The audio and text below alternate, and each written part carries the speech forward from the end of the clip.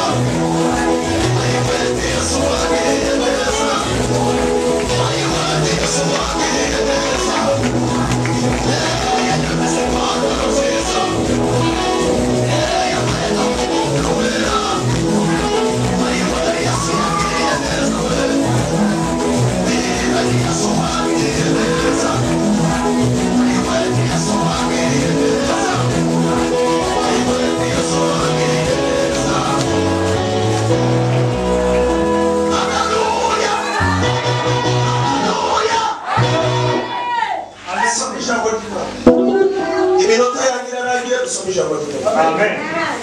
Asogize neza. Amen. Haleluya.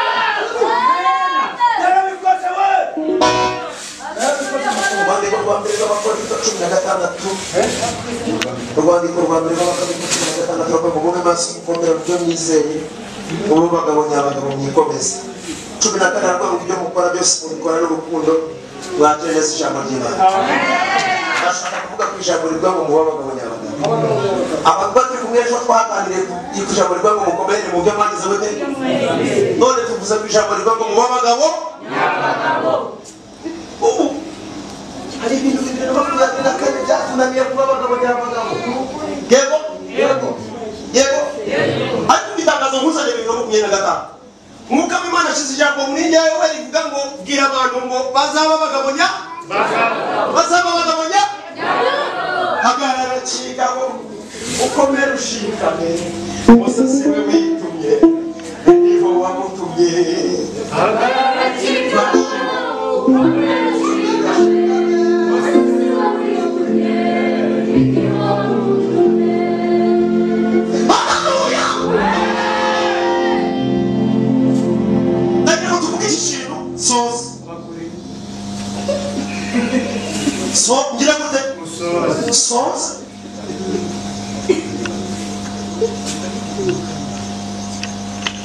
igihe kimwe hari umukobwa ubona kuvuga ngo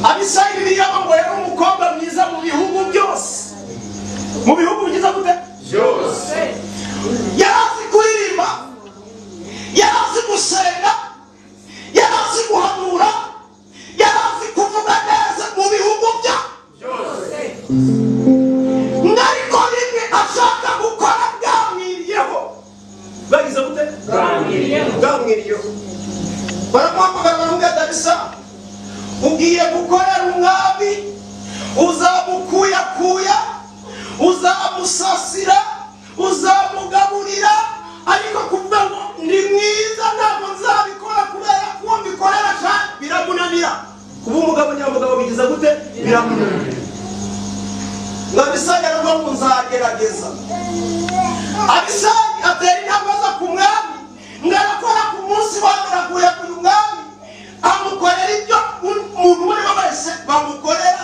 iyo yashatse iyo yagize gute Dawidi yari azi kuririmba Abisayi yararirimba Dawidi yari umunyamwuka byasabwa ko Abisayi aba umunyamwuka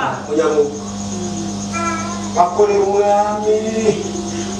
umwami ariko igihe kimwe kigeze Dawidi agiye gupfa araga abantu atanga imirage aravuga ati wowe wararirimbaga wowe warahanuye wowe warakoze mu bantu bose yahaye imirage asanga Abisayi ntabwo arimo kandi ariwe muntu warushye kurusha intambwe ya mbere yateye kwari ukwemera gukorera umwami ni mwiza kandi agakorera umwami ashaje umwami utareba umwami ariko twebwe dukorera umwami ureba.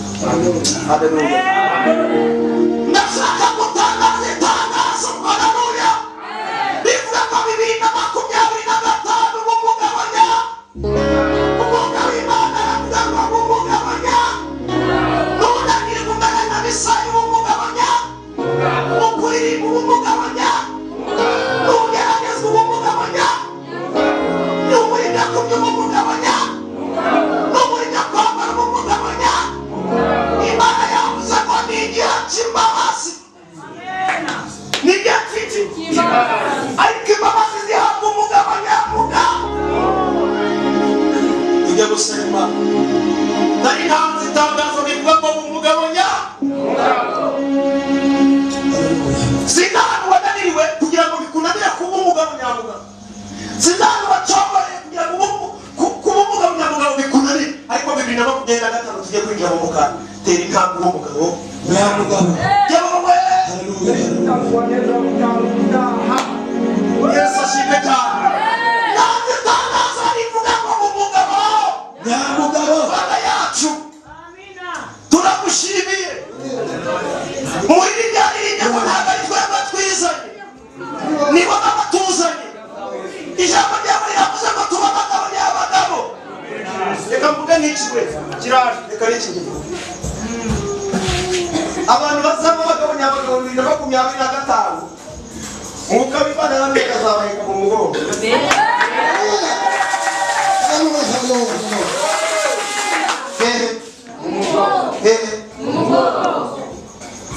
Ngani ni mu mugongo abafite sekretari mutati mama nagwa ariko arakomeza kiza gute amfashe itangazo rya kabiri nita ndanga kubasi murabizi bita bikomeza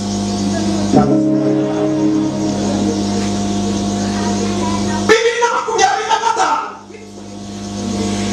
harabana bash na 75 kwijana muri iterani bamaze imyaka irenze umwe basengera inzira ariko barazibuze ariko Imana yo kwishurira gutegeka inzira